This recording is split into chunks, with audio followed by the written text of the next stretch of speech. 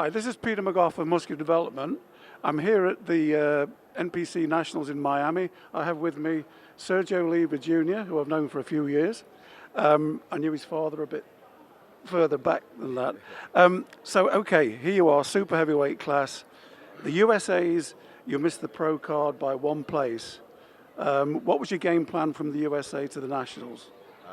Fix the things they said were a problem. I needed to be more conditioned. I need my glutes and my hams and my back needed to be a lot harder. That's what I worked on the whole off season, and I feel like I did.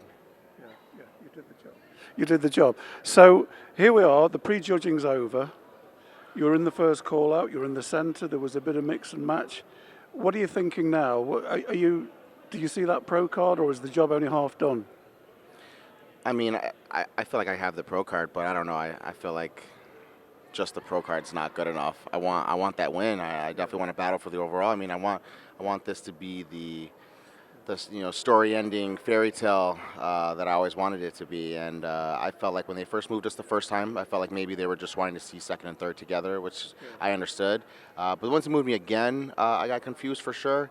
But one thing that I just realized now is when they brought us back out, I thought I was doing worse as I was posing. And looking at pictures, that was actually the best thing that they could have done, was bringing us back out. I felt like it was so close between me and Eddie that they brought us back out to decipher between us.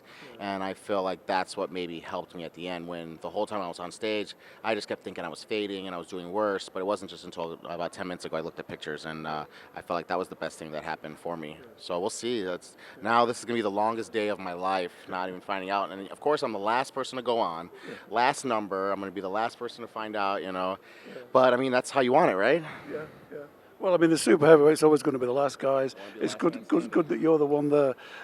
So, what was your mood during the prejudging? You look very hyped up and concentrating, and really putting everything into it. Yeah, this is a different competition for me because, like we've talked about before, normally I'm the person who's never going to make it. He's never going to do it. He's never going to live up to it. He's never going to be anything. And then I think after USA's, people couldn't not ignore that I'm staying on it. I might not be the best, and I might not be that great, but I'm definitely not quitting. And that was different for me going into the show, where people are expecting me to win, thinking I'm going to win. So it definitely got to me, and it starts to just tweak with my mind a little bit. And I got some really good advice from you and even my mom. She just told me to go out there and really just be confident. I've done so many shows where I'm always so scared of people.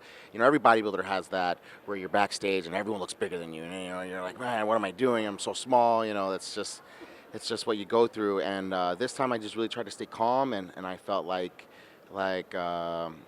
if someone were to have beat me, they had to have done the work that I did these last 4 or 5 months. And if they did anything close to what I put myself through, then they deserve to be a pro, absolutely. And I would have no problem losing to someone like that.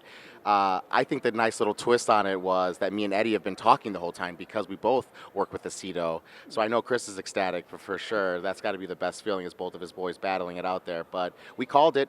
And before I went on stage, I told Eddie, I was like, man, I have a feeling that it's going to be really close, and they're going to make us work for it. I feel like this is going to be a lot of variations they're going to put us through, and they did.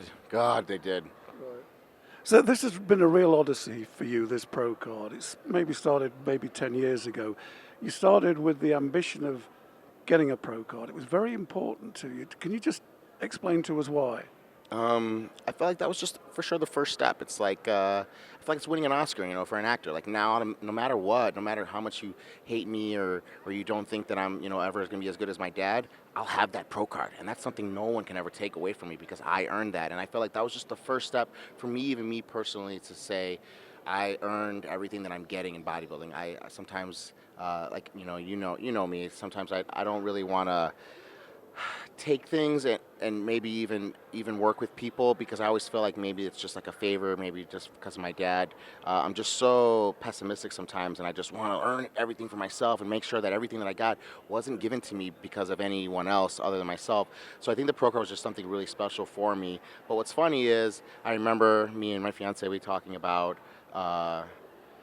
getting the pro card 10 years ago, and how, man, I would have done anything. I would have done anything to get a pro card. It didn't matter. I don't care what country I had to fly to get it. And now here we are, most likely going to hopefully get it, and I want more. And that's definitely a good tell of how much my life and my career has changed.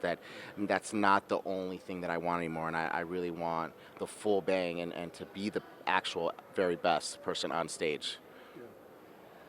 Sergio Oliva, I mean, it's one of the most hallowed names, maybe the most hallowed name in bodybuilding. Has that been a burden or a bonus for you? I mean, it's very difficult if we had Mickey Mantle's son suddenly started playing baseball, is it a burden or does it help, or is it a non-entity in the end? No, it's a burden for sure.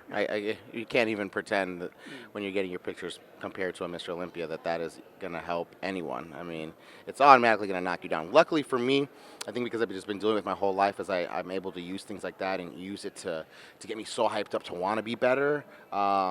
But no, nobody wants to be compared to any of the greats of the sport, for sure. Especially when you haven't even got your pro card yet. Like I'm not even in that club yet, and they're comparing me to Flex and Phil and my dad, and everybody wants to tell me who I look like, and I'm just thinking, man, maybe the neck up, but I want to look like it the neck down for sure.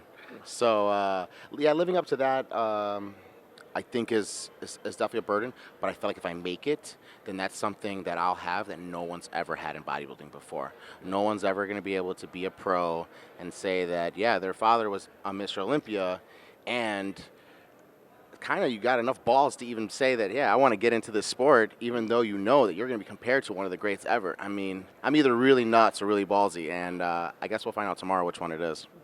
So we're 24 hours away from the realization of a dream or something else. Now, how your father passed away, what do you think? Do you think of him at all? That he'd be proud of you? What would he be thinking at this point in time, seeing that you developed into somebody who is obviously capable of being a pro?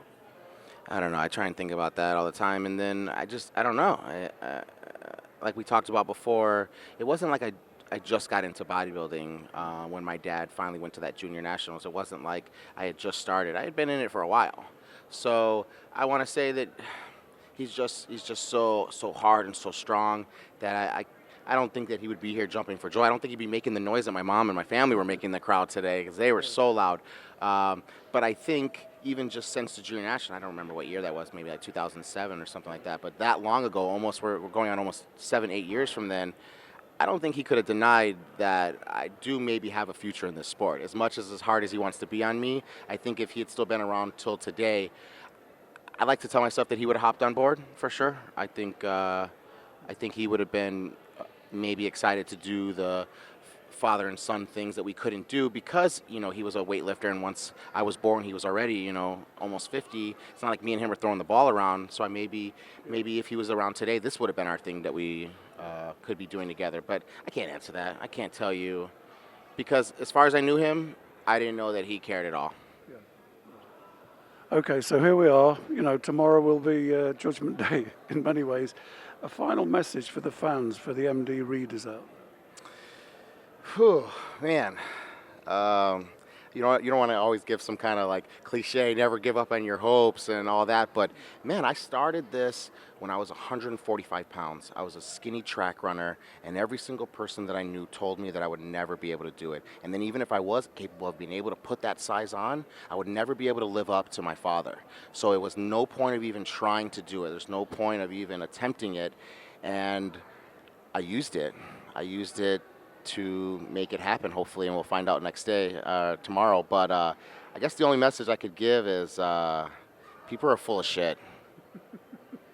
Well, on that note, I don't think we can top that. Thank you very much for your time, Sergio. Thanks. Good luck tomorrow. We'll be there waiting to see the outcome, and we'll speak to you afterwards. Absolutely, for sure. Thank you, Peter. Thanks, MD. Thanks a lot.